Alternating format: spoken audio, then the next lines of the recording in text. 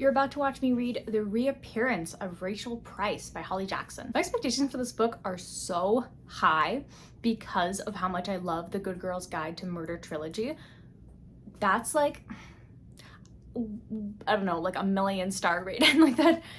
It's just so good. Everything about it, like the plot twist, the characters, the writing, the unique way, like I can't even spoil it, but let's just say one character gets drugged because they're gonna get like murdered, and the words are falling off the pages that you're reading, and like I'm just like still in awe about that. And I read that series I think over a year ago now, and I still can't stop thinking about it. So when I saw Holly Jackson, I screamed and I bought this book. So from my understanding, this book follows 18-year-old Belle. Let me just double check that's her name.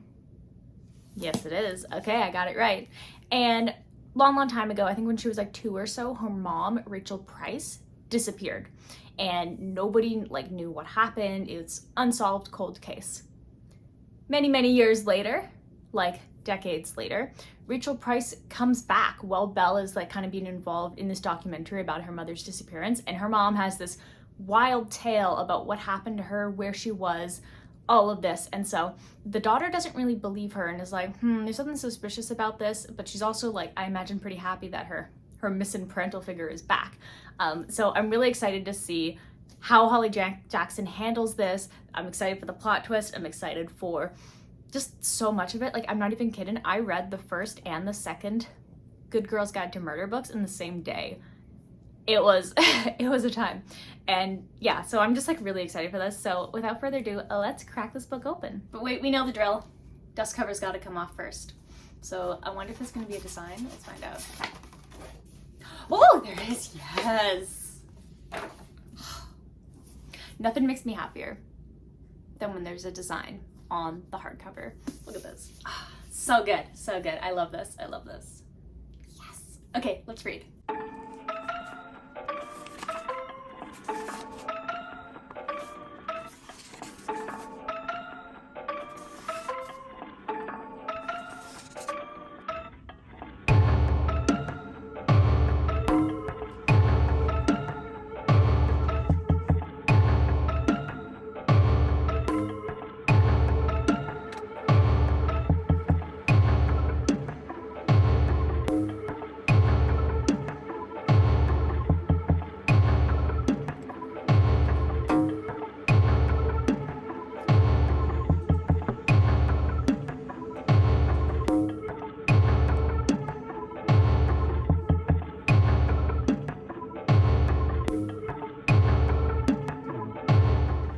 I'm a little bit over 100 pages into The Reappearance of Rachel Price, and here are my thoughts so far. Not gonna lie, I find that the beginning of this book was really slow, but I know that it's gonna be building up to so much more. So I think it does a really good job of like explaining without like telling you everything, if that makes sense. Like the main character, Belle, it basically starts off with her being interviewed about what happened to her mom. So it's really cool because she's telling us, the audience, without like over explaining for us to understand it.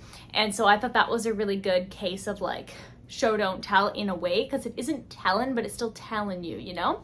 And so I thought that was cool. I like how it really helped establish all of the relationships she has with like family members, relationships she doesn't have with family members. We get a lot of good background in all of these characters and like who they are, what their relation is to Rachel and to Belle and to the entire family. So I think that was really cool as well. And there's also the scene of like those like old family movies or home videos, and so Belle doesn't remember her mom because she disappeared when she was 2, and so she's seeing these things and she's like, I don't remember this, but she's constantly being asked like, do you remember this? And she's like, no, I don't remember it, but everyone expects her to remember it. And where it started to catch my interest, because I found it a little bit slow, but I knew that it was going to build up, and that's of course the reappearance of Rachel Price. And so when she shows up, I was like, chills. I'm like, oh my goodness. And then I was also like, Belle, why are you running away? Like, what's going on? And then I realized that just like everybody handles shock a little bit differently. So for Belle, she ran away. For the dad, he just kind of like froze there and was like, what is going on? And so I thought that was really good. And so what's really interesting is that Belle's immediately suspicious, but she doesn't understand why. And so there's like some discrepancies in the story that she's telling, and she's like, but there's small details, like stuff like that happens all the time, right? But the more and more stuff starts to add up, and what really like throws Belle into a loop is when her mom mentioned something the mom should have no idea about, which is this like bracelet that one of Belle's former friends gave her, and she threw it away when she was like 14. She got it for like maybe like 24 hours or something. So there's no way the mom would know about that unless she went onto her daughter's Instagram. But at this point, the mom doesn't have a phone or anything. She's been here for like 24 hours. So I thought that was really interesting, because it's like, what is she hiding? And is what she's saying true? Like, was she actually kidnapped for like 16 years? Or maybe she was kidnapped for like a year and she escaped and then she didn't want to go back. Or maybe like she wasn't kidnapped at all. And so I think that that's what really interests me about this book, and I'm really excited to see where it's going to go. I don't really like Belle's character though, and I think, yeah, I don't know, I just don't really enjoy her. I think that she's too hostile, which I get it, and not saying that I don't understand why she's like that, but I just don't like that type of character. But I mean, maybe she'll grow and develop, and I'm just really interested to see what's going to happen. I really do like her cousin though, Carter. I think Carter's really interesting, and I feel like he's going to play a big role in this book. So yeah, that's my little update for now, and so I will see you when I hit the halfway mark, and so yeah, I'll see you then.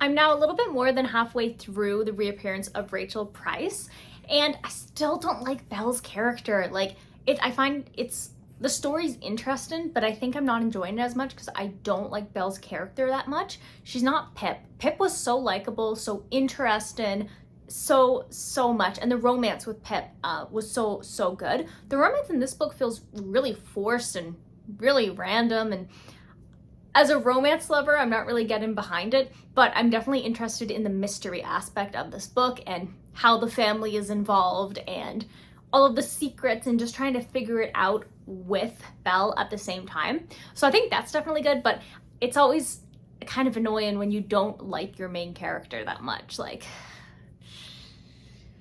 yeah, so that's Belle. What I really respect about Holly Jackson's writing is that even the smallest little details end up coming into play later on. There's like really small things. For instance, there was something about a coffee cup way back, and then now the coffee cup is relevant again. And I'm like, ooh, I like that. I love the small little details that she puts in the books, and all of the characters you meet, everybody's a suspect, and you don't really know like what's going on. So I will continue to read, and I will update you when I finish this book. So I will see you then with my final thoughts.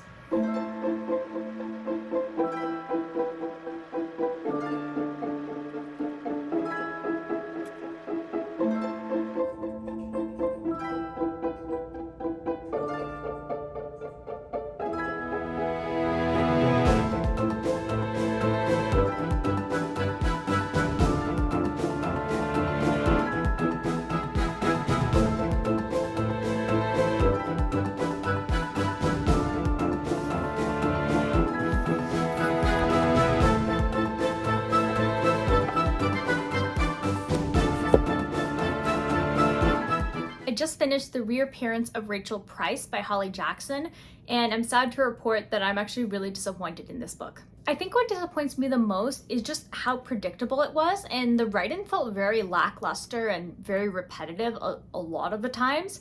And a lot of the characters I did not care about, like Belle, our main character, she never grew on me. I never liked her, and so having a main character that you don't really like makes it really hard to get through a book. I think the mystery itself was very intriguing, and I really like that, and the pacing towards the end and at the beginning was really good, but in the middle it was like really slow, and a lot of the decisions the characters made, especially Belle, I really don't understand. I don't understand Charlie's thought process either. Like, it doesn't really make sense. There was one really good twist though that I couldn't even see coming. But despite that one really good plot twist, the rest of it was super predictable. Like by the second page, I already was like, okay, is it gonna be this? I hope that's not the case, because I know that Holly Jackson can create such incredible, mind-blowing twist. But this book just didn't have that, which was really sad because she's really good, and I know she's really good, and she has the potential to make all of her books as good. But I don't know if I'm just being like a little bit more harsh just because of the expectations I had of the book because of her other book, like her trilogy. But I imagine if she can write something that good, she of course can do it again. We've seen that with Brandon Sanderson. Like, he's so good that all of his books are incredible and mind-blowing, and none of them, they don't lose the quality. But I really felt like this one, it felt more like she wrote this before Good Girl's Guide to Murder, and then Good Girl's Guide to Murder was like her next kind of rendition of writing, an evolution of writing. But unfortunately, that's not the case. This is like newer than that book. The romance as well was really disappointing for me. I don't even know if I want to call it a romance. It just felt really forced, and they didn't have that same kind of dynamic or backstory or emotion or passion that we've seen in like the Good Girl's Guide to Murder. Again, comparing it, maybe that's my mistake here. But like Ash's character, he was interesting, but we really didn't learn a lot about him. He was there, he was kind of cool, but what was his backstory? We didn't really learn that much about him. And yeah, I feel like just a lot of the decisions in the book just didn't make any sense. A lot of the reactions didn't make sense. It's just hard for me, I think, to understand that when you see like this mother that you thought was dead, and you see her like stumbling, covered in like blood and blisters and really tattered clothes, and your first instinct is to run away and not listen or care about what this woman has to say. I don't think that's really that realistic. Like, maybe it's just hard for me to like understand, because if I saw somebody, like even a stranger who was like that, I'd be like, oh my goodness, like, are you okay? Do you need help? Let's call somebody, like, let's do something. Wouldn't run away, especially because she instantly knew who it was.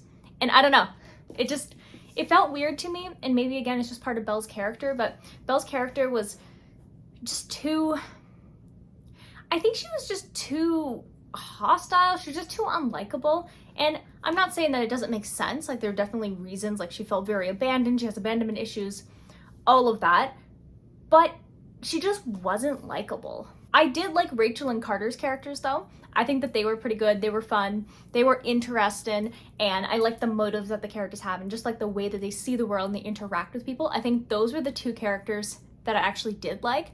But everybody else in the book I didn't care about or I didn't like, and yeah. So I will be giving The Reappearance of Rachel Price a total of 3 stars.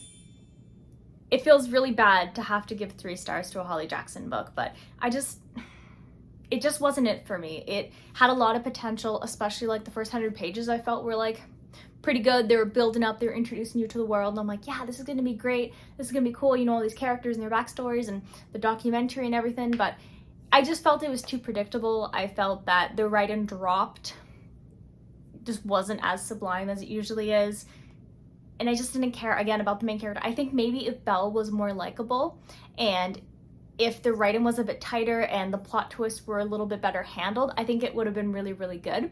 And it just hurts because I know Holly Jackson can do it, and so it just hurts because she didn't do it in this one. So yeah, those are kind of my final thoughts on this, and I'm disappointed, but I'm still hopeful. Will I read another Holly Jackson book? 100%, because I know she can do it. And yeah, maybe I'm being too harsh. So the next book that I'll be reading is Powerless by Lauren Roberts. This is for my local book club's book of the month, so this is what was picked out. And so I'm pretty excited to read it. I haven't heard about it before. It's a YA fantasy romance book, and I'm like, fantasy, romance, YA, I like all these things. So yeah, I'm looking forward to reading this. I honestly don't really know too much about it. I think it's about a girl who doesn't have powers, which I don't know how much I believe she doesn't have powers, and she ends up somehow getting involved with these elites, which I think are like super strong people with magic, and there's like a prince involved and all that nice kind of fantasy romancy stuff that I don't care how overdone it is. I always really like it. So yeah, that's kind of like what this book is about, I think. And so I'm pretty excited to be reading it. And like you can see it has like artwork inside, and that always makes me really excited. So yeah, if you want to watch me read Powerless by Lauren Roberts or Brandon Sanderson or any other books that happen to be on my TBR and you haven't already, definitely hit that subscribe button and turn on the bell notification. That way you get notified anytime the new video comes out. If you enjoyed this video, definitely hit the like button, and I'll see you in the next video. Bye!